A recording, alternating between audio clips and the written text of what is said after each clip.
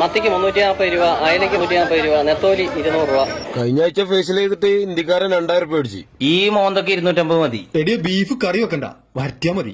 കുരുമുളക് ഇട്ടിട്ട് ഉള്ളി വട്ടത്തിലണ്ടരിയ ചെറുനാരം കണ്ട് പിഴിഞ്ഞിട്ടേ. ബീഫിന് 360. കഴിഞ്ഞ പെരുന്നാൾക്ക് 350 വിഷുവിന് 20 കൂട്ടിയില്ലേ? ഈ പെരുന്നാക്ക് ഇപ്പൊ 400 ആവും. എടി ചിക്കൻ ആക്കിയാലോ? കുരുമുളക് ഇട്ടിട്ട് ഉള്ളി വട്ടത്തിലരിഞ്ഞിട്ട്. നിങ്ങൾ എന്തേലും ആക്കുവേ മേടിച്ചിട്ട് വാ. 2.5 കിലോ എടുക്കട്ടെ.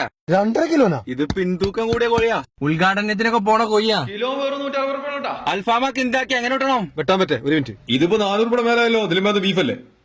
ഏടിയ എന്തേന്ന് മീനാക്കിയാലോ? കുരുമുളക് ഇട്ടിട്ട്. മീനേങ്കി മീനേ മേടിച്ചിട്ട് വാ. ഞാനിവിടെ ഉള്ളി വട്ടത്തിൽ എന്നോട് സുമുഖനായ മത്തി 42 വയസ്സ് അവിട്ടം നക്ഷത്രം 360 അത് പണ്ട് ഇപ്പൊ മത്തി ആവലിയുടെ പുതിയാപ്പിളെ. എടിയ സാമ്പാറാക്കിയാലോ? ഉള്ളി വട്ടത്തിലരിഞ്ഞിട്ട്. വട്ടത്തിലല്ല, നീളത്തില്. ഞങ്ങളൊന്ന് പറയിപ്പിക്കണത്. അന്റെ പിന്നിലാലോ കൊലോ. എടോ സാമ്പാർ വേറെ 70 റുപ്യള്ളക്കാ. പെണ്ണുങ്ങളെവിടെ ഉള്ളി വട്ടത്തിലരിഞ്ഞിട്ടുണ്ട്. ഈ വേണ്ടെടുത്ത 2 തക്കാളി കൂടുതൽ മോനെ. തക്കാളിക്ക് 75 റുപ്യാണ്. സാമ്പാറിൽ തക്കാളി ഉണ്ടാവില്ല ചേട്ടാ. ബീൻസ് 150 റുപ്യ, പയറ് 100 റുപ്യ, മല്ലിച്ചപ്പും 200 റുപ്യ. ഇതൊന്നും ഇതിലുണ്ടാവും ചേട്ടാ. ചേന ഉണ്ടാവും. ചേന 80 റുപ്യ, അതും ഉണ്ടാവൂലട്ടാ. പിന്നെ ഇപ്പൊ എന്താ സാമ്പാർ ഭക്ഷണത്തില്ല? സാമ്പാർ ഭക്ഷണം എന്നുള്ള പേരുണ്ടാവും.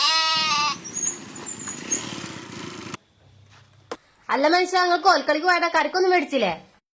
ഇനി മുതൽ ഇവിടെ മുരിങ്ങന്റെ മുരിങ്ങക്കായും മതി. മുരിങ്ങക്കായ ആകുമ്പോ 2 കാര്യം. പുള്ളിയോ? ഉള്ളിയാ? ഉള്ളി വട്ടത്തിൽ തന്നെ അരിഞ്ഞു. അധികാരം ദുഷിപ്പിച്ച പരമാധികാരം പരമമായി ദുഷിപ്പിക്കുന്ന കിരീടങ്ങളെയും വാഴ്ത്തുപാട്ടുകളിൽ സുഖിച്ചമർന്നിരിക്കുന്ന അധികാര സാമ്രാട്ടുകളെ നോക്കി മുകുന്ദൻ പറയുകയാണ്, സിംഹാസനങ്ങളുടെ രുചി അറിഞ്ഞവരെ, നിങ്ങൾ ആ സിംഹാസനം വിട്ടുപോ, ഇല്ലെങ്കിൽ വരുന്നുണ്ട് നിങ്ങളെ പറിച്ചെറിയാൻ ക്ഷമയുടെ നെല്ലിപ്പല കണ്ടുമടുത്ത ഗതികെട്ടൊരു ജനാരവം.